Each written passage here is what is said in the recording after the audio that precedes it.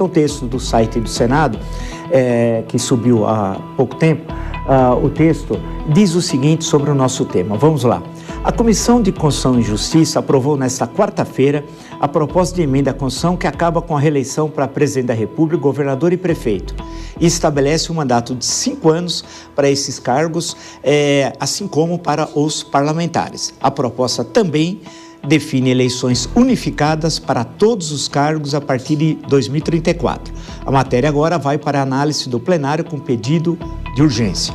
Continua a matéria do site do Senado. Os senadores aprovaram o substitutivo do senador Marcelo Castro, à proposta do senador Jorge Cajuru. Faço um parêntese, lembro a vocês, o senador Jorge Cajuru estaria conosco, mas teve um grave problema de saúde e não pôde participar dessa edição do Visão Crítica, mas vai se recuperar e já disse que na primeira oportunidade vem conosco aqui debater esse tema. Continuando a matéria. Pela nova regra, deputados federais, estaduais, distritais e vereadores também passarão a ter mandatos de 5 anos, em vez dos atuais 4. Indo para o último parágrafo, já os senadores, que na proposta inicial passariam de 8 para 10 anos de mandato, também terão 5 anos, a partir da emenda apresentada pelo senador Carlos Portinho. Além disso, a PEC extingue a alternância de eleições para o Senado, determinando que todos os 81 senadores sejam eleitos no mesmo pleito a partir de 2039. Bem, começando, Rubens Figueiredo. É uma PEC ousada. Se ela vai ser aprovada ou não, eu deixo essa bola com vocês. É uma profunda redefinição do processo eleitoral. É uma PEC eleitoral ou de reforma política? Olha, primeiro eu gostaria de falar um pouco da importância de uma iniciativa dessa no contexto brasileiro. Sim. Primeiro que o nosso sistema político não é o nosso principal problema. Nós temos uma série de problemas que vêm antes disso. A reforma do Estado, nós temos problemas gravíssimos na área de desigualdade, a nossa educação é sempre entre os piores do mundo, no exame PISA. Então, já é uma questão da qual o Senado deveria tratar em 4º, 5º, 6º lugar. Depois, a reeleição não é também nosso principal problema do sistema político. Eu citaria aqui a fragmentação partidária, que é a maior do mundo. Você tem essa ideia também de você deixar as eleições todas, né? Presidente, governador, Senado, deputado estadual, deputado federal, prefeito e vereador numa mesma data. Isso vai criar uma confusão monumental e a chance de você ter um presidente forte que vem de cima para baixo, fazendo todas as cadeiras, é muito alta. Então, você diminui a possibilidade de renovação. E também eu tenho sérias dúvidas, para não falar uma desconfiança total, de que os senadores vão aprovar a diminuição do seu próprio mandato. Isso é algo que vai contra a racionalidade política e nossa história toda desde do Dom Pedro I. Dr. Clever Vasconcelos, qual a opinião do senhor? O que o senhor acha? É um prazer estar aqui com vocês. Obrigado, Vila. Obrigado, Rubens. A honra estar aqui na Jovem Pan. Quando a gente fala em reforma política, a gente está conversando sobre a questão do relacionamento entre os poderes. Eu diria que é nem uma reforma, mas um puxadinho eleitoral no sentido de se modificar as regras do exercício do mandato.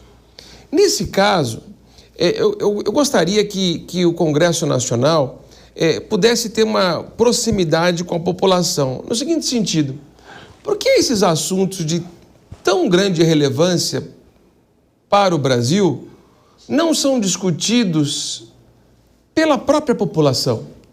Eu recomendaria que esse tipo de atitude fosse antecedida de um plebiscito. Porque o caráter plebiscitário é muito importante para dar legitimidade para essa mudança. Será que a população brasileira quer mesmo limitar a reeleição?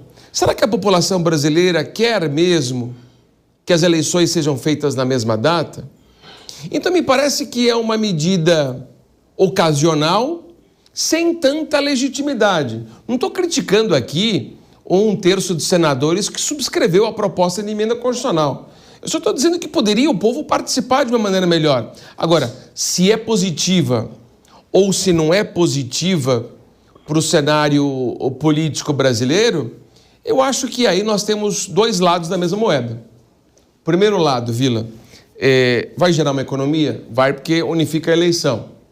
Uma eleição custa caro, é o preço da democracia, nós faríamos tudo uma eleição, mas vai ocasionar um esvaziamento da eleição municipal, porque a eleição para presidente sempre chama mais atenção do que uma eleição local. Então, a gente vai ter esse problema. É mais econômico, mas nós teremos aqui um sacrifício da eleição de uma entidade federativa muito importante, que é o município.